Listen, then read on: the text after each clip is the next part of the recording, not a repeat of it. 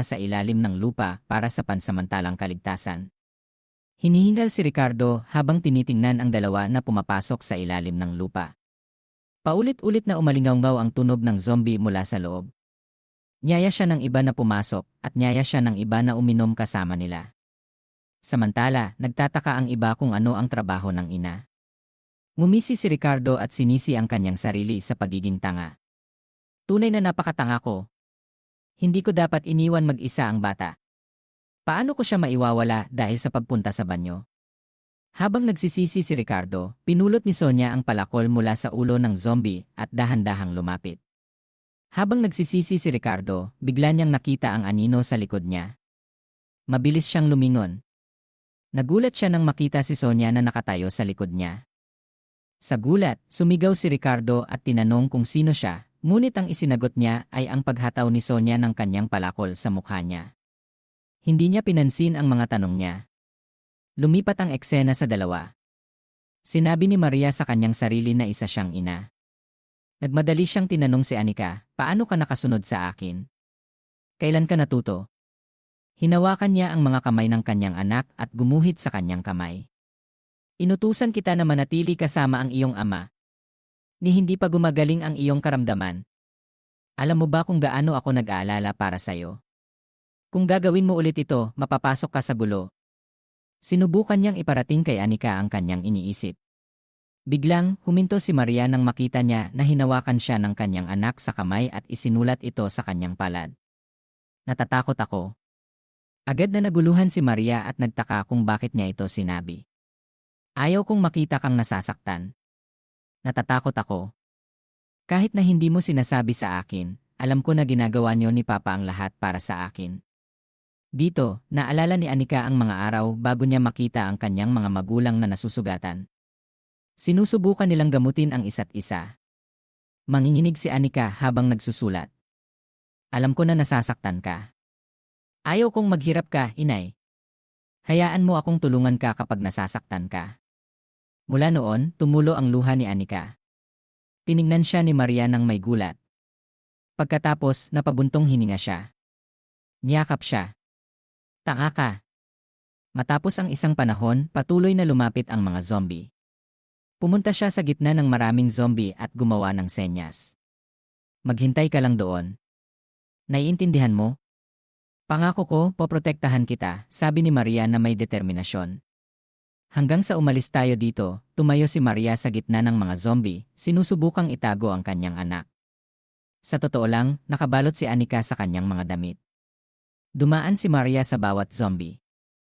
Swerte naman, mas madali ang lahat kaysa sa kanyang iniisip. Makakarating tayo sa labasan ng ganito. Galingan mo, Anika. Mahinang sumagot si Anika dahil natatakot siya. Kaya dahan-dahan siyang pinakalma. Mag-ingat tayo. Ayaw kong mabangga sa kanino man sa atin, kaya kailangan nating maging lubos na maingat. Biglang may lumitaw na halimaw sa likod ni Maria. Agad na nanginig si Maria at pinagpawisan. Sinubukan ni Maria na pakalmahin ang kanyang sarili. Huwag kang matakot. Kailangan ko lang tumahimik. Hindi ko dapat itong galitin. Kung gagalaw ako, mapapasok sa panganib si Anika. Dahan-dahang pumasok ang kakaibang itim na string sa kanyang hita. Nagpabalot ito sa malaking tiyan na naglalaman ng bata sa loob. Ipinakita ng mga mata ni Maria ang kanyang tensyon nang maramdaman niya ang dila ng halimaw sa kanyang likod. Sinabi niya sa kanyang sarili na hindi siya tutugon sa nilalang. Dahan-dahang inalis ang dila ng halimaw. Naisip niya, ayos. Dahan-dahan na itong lumalayo. Kailangan kong umalis dito sa lalong madaling panahon. Biglang nagkaroon ng isip ang nilalang na tumawa. Wala rin saysay ang iyong pagsisikap. Pagkarinig niya nito, tumalon ang puso ni Maria. Mabilis siyang lumingon para tumingin ngunit nakita niya ang mga walang isip na zombie. Naguluhan si Maria. Nawala na. Kailan? Anong klaseng bagay yon? Tiningnan niya ang paligid. Paano ito nawala sa isang iglap? Ano ba ang nangyayari? Hindi, kailangan kong kumalma. Umalis na ito. Kaya kailangan kong pagtuunan ng pansin ang paglabas. Tiningnan niya ang labasan. Sa sandaling iyon, nakita ni Maria ang isang malaking kamay na tumama sa kanyang mukha. Nagtataka siyang tumingala. Hindi niya maintindihan kung anong nangyayari. Pagkatapos, hinampas ng kamay si Maria. Mabilis na nakailag si Maria. Sinuri niya ito, hindi niya maintindihan kung ano ang nangyari. Hindi nagtatapos doon, kinuha ng malaking kamay ang maraming zombie nang sabay-sabay sa kadiliman. Pagkatapos ay nalaman niya na ito ang may-ari ng ilalim ng lupa. Agad na lumitaw ang isa pang kamay at sumugod. Nang mapansin ang panganib, sumama si Maria sa mga zombie at tumakbo. Nakakainis. Dahil sa mga halimaw na ito, mahirap masyadong gumalaw. Kailangan kong umalis dito. Nang mabilis, nag-aalala siya na yakapin ang kanyang anak sa loob ng damit. Hindi maaari, Anika. Walang pag-aalinlangan na inaabot ang malaking kamay ng may-ari ng kulungan. Hindi tulad ng dati, sa pagkakataong ito, nahuli na siya. Hindi nagtatapos doon, napatalsik si Anika at nahiwalay siya sa kanyang ina. Nang mapagtanto niya ito, agad siyang tumingin sa kung nasaan ang kanyang ina. Ang damdaming pagiging ina ay palaging lumalampas sa lahat ng paghihirap. Bagaman nahihirapan si Maria sa malaking kamay, sinubukan pa rin niyang iparating sa kanyang anak, Anika. Makinig sa iyong ina. Hindi niya mapigilan ang kanyang luha. Sa huli, sinabi ni Maria kay Anika na tumakbo. Umiiyak si Anika. Hindi siya kayang iwanan, ngunit kinailangan niya na makinig sa kanyang ina at lumingon. Umiiyak si Anika habang tumatakbo papunta sa liwanag. Sa loob ng kadiliman, nagniningning ang mata ng demonyo ng may-ari ng kulungan. Pinisil niya ang mga zombie na nasa kanyang palad kahit na naghihirap sila. Sinubukan ni Maria na makaalis. Sinubukan niya ng husto na puno na ang kanyang mga kamay ng ugat. Ipinakita ni Maria ang kanyang matutulis na ngipin. Ang kanyang mukha ay puno ng pawis. Sinubukan niya na ilagay ang kanyang lakas sa kanyang kamay. Ang kanyang mukha ay puno ng galit. Sinigawan niya ang demonyo, bakit hindi mo ako binibitawan? Inihampas niya ang kanyang kamay sa malaking kamay ng may-ari ng kulungan. Walang ekspresyon ang mukha niya, pinakita niya ang isang gilid ng kanyang mata. Agad na binitawan ng may-ari ng kulungan ang mga zombie na kanyang nahuli. Nanginginig ang kamay ni Maria. Kailangan ko hanapin si Anika. Kalmado siyang lumapag ng malumanay sa lupa. Mabilis na tumakbo si Maria para hanapin siya. Umaasa siya na ligtas si Anika sa ibang lugar. Nakahiga ang patay na katawan sa lupa. Isang payat na paa ang dahan-dahang tumawid. Tumawid siya sa dalawang nakahigang katawan. Hindi sila pinansin ng may-ari ng kulungan. Sa ngayon, naaalala niya ang kanyang anak. Nagniningning ang isang mata ng may-ari ng kulungan. Umuulit lamang siya, nasaan ka na? Sa ngayon, sa ibang lugar, sinubukan ni Anika na tumakbo ng mabilis. Ang tanging naririnig niya ay ang kanyang mga yapak at ang hininga ng kanyang ina. Biglang may lumitaw na paa. Ito ay pag-aari ng isang higanteng zombie. Mayroon siyang mga tentacles na kumakalat sa kanyang likod. Hinabol siya ng mga ito kahit na umiiyak siya. Dahil sa pagtakbo, natapilok si Anika. Hindi niya kayang balansihin ang kanyang sarili at nahulog siya. Ipinakita ng higanteng zombie ang kanyang matutulis na ngipin na ikinatakot ni Anika. Bigla, may lumitaw na isa pang zombie at pinisil ang kanyang mukha. Ang kanyang dugo ay sumabog kahit saan. Nakita ni Anika ang lahat at natakot siya. Sa ngayon, umiyak na lang siya. Tumayo lang ang iba pang mga zombie. Ang susunod na puntirya ng zombie ay siya. Nanlaki ang mga mata ni Anika. Hindi niya kayang itago ang kanyang tensyon. Hinawakan siya nito at itinaas. Bigla siyang binitawan ng zombie. Hinawakan niya ang kanyang katawan gamit ang kanyang madugong mga kuko. Umiyak siya at umaasa na agad siyang ililigtas ng kanyang ina. Natakot siya kaya hindi niya mapigilan ang kanyang sarili. Itong masamang halimaw na ito ay humahabol sa akin. Natatakot ako. Inay! Itinaas ng zombie ang kanyang ulo. Tiningnan niya siya ng may paghamak. Binuka niya ang kanyang bibig para kainin si Anika. Ngunit biglang huminto siya. Tila naramdaman niya ang panganib. Naramdaman din ng iba pang mga zombie ang panganib kaya tumakbo sila. Naguluhan si Anika. Hindi niya maintindihan kung anong nangyayari. Huminga siya para maamoy ang paligid. Agad na tinakpan ni Anika ang kanyang ilong. Ano ang amoy na yon? Napakabaho. Ano kaya yon? Biglang may lumitaw na braso at hinila siya. Hinatak siya ni Sonia sa lupa kaya nahulog ang dalawa niyang candy. Tahimik ang paligid, naririnig lamang ang mga yapak ng paa at ang tunog ni Sonia. Gusto niyang magkaroon ng kaibigan. Sinubukan ni Anika na kunin ang kanyang mga nahulog na candy. Ngunit kinuha niya ang candy. Lumipat si Anika sa likod. Nakita niya si Sonia. Ang braso niya ay napakalaki. Tinitigan niya ang candy na kanyang ninakaw. Inilabas niya ang candy at tiningnan ng mabuti.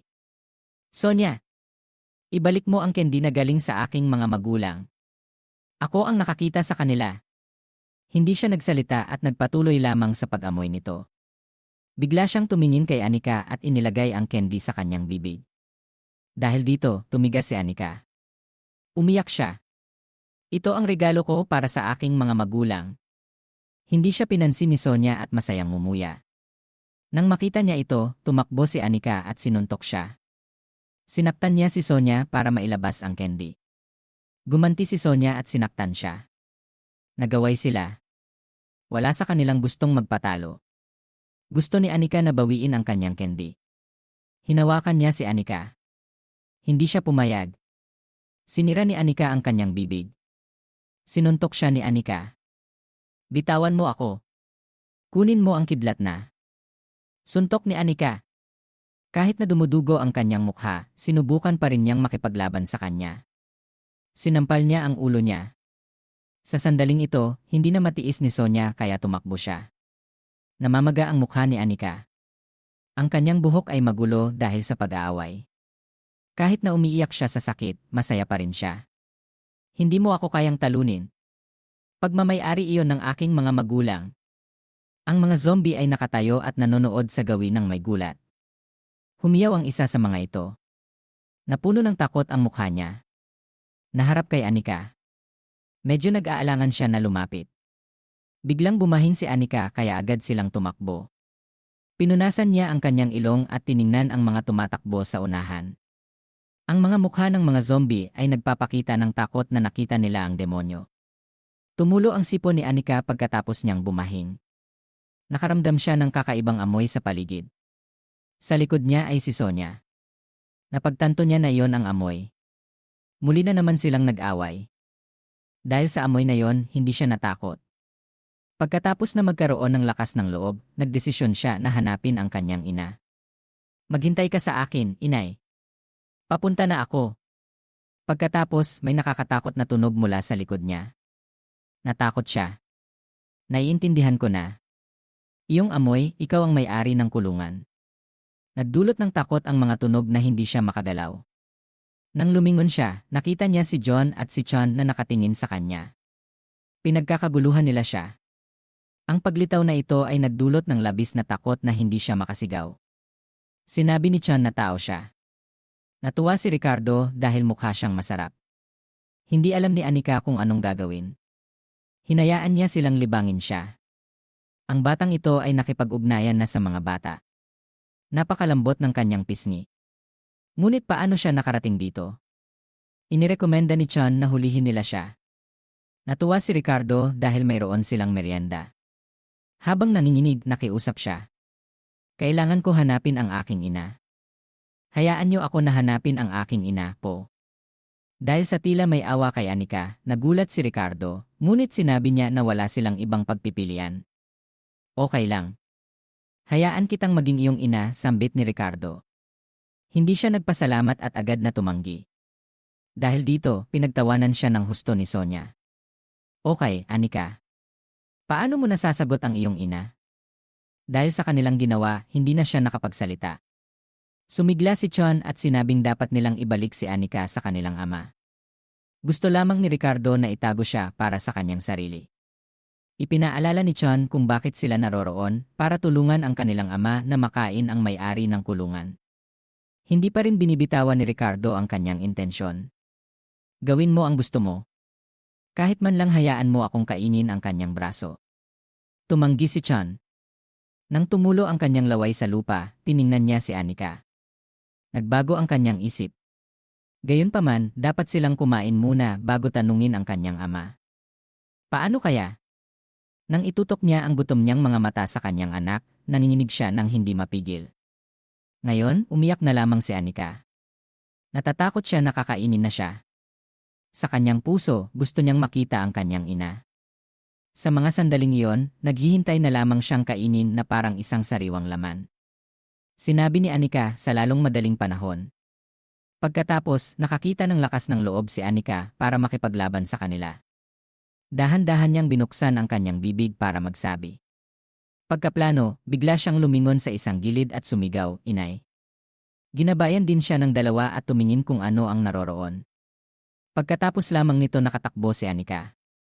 Nakatingin siya sa isang masarap na kainan. Hindi nakatakatakang wala siyang silbi, ngunit mas maganda siya. Pagkatapos, umalis rin sila at hindi siya sinukuan.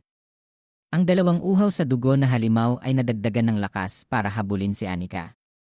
Sa panig na ito, patuloy pa rin niyang sinusubukang iligtas ang kanyang sarili. Masyado nang pagod ang kanyang katawan, ngunit pinilit pa rin niya na takasan ang dalawa. Habang siya ay tumatakbo, nakita ni Chon ang isang bagay. Huminto siya nang makita niya ang nasa harap niya. Biglang hinarang ang dalawa ang walang pagtatangkang. Sa panig na ito, masyadong natakot si Anika at tumakbo sa pagitan ng mga zombie. Lumingon siya para tingnan ang kanyang mga kaaway na may nagniningning na mga mata. Nakita niya ang braso ni Chon na nakataas kasama ang claw ni Sonya. Baliw siyang pinatay ang mga zombie.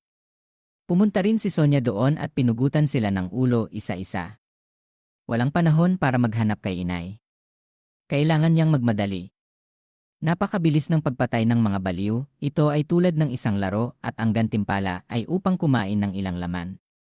Patuloy na tumakbo si Anika, nag-iisip na dapat siyang umalis doon ng mabilis. Tinutukan niya si Anika at ikinampay ang buntot sa kanya. Ang karumal-dumal na bagay ay lumipad at naramdaman niya ang matinding takot.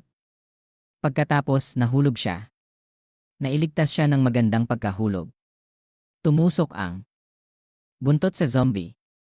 Tinitigan siya ni Sonya nang may inis. Nagsisisi siya nang hindi niya nakuha si Anika. Tumakas si Anika. Pagkatapos ng ilang panahon, tumakas siya at nakarating sa isang madilim na lugar. Sumandal siya at nagpahinga. Nag-iisa si Anika, inaalala ang nakakatakot na nangyari. Tumulo na naman ang kanyang luha. Lalong lumaki ang kanyang takot. Ngunit sinubukan ni Anika na magpatuloy. Tahimik niyang tinawag ang kanyang ina, Ricardo at ang iba pa. Pagkatapos may tumunog na boses. "Huwag kang mag-alala." Nagulat si Anika sa biglaang boses. Hinahabol siya ni Chon. Inilabas niya ang kanyang ulo kasama ang brutal na boses. "Magiging pamilya na tayo. Tapos na ang taguan. Halika na dito." Inabot niya ang kanyang kamay kay Anika. Nanginginig na umiyak si Anika. "Huwag. Gusto ko na lang umuwi." Ginawa niyang lakas ang kanyang sakit. Sumulpot ang kanyang pulang mga ugat.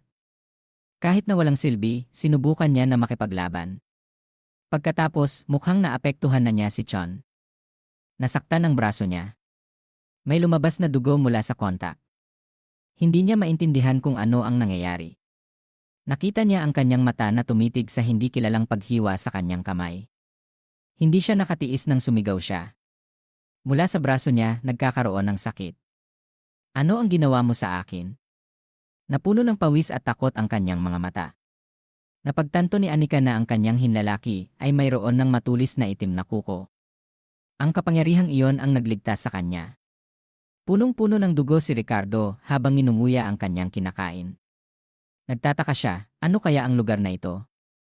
Nasaan kaya si Chon? Gumalaw si Ricardo. Sa sandaling ito, ano ang dapat niyang gawin? Naglakad siya na may lakas ng loob. Ang isipan niya ay naaalala lamang ang kanyang anak. Sa isang mata ng may-ari ng kulungan.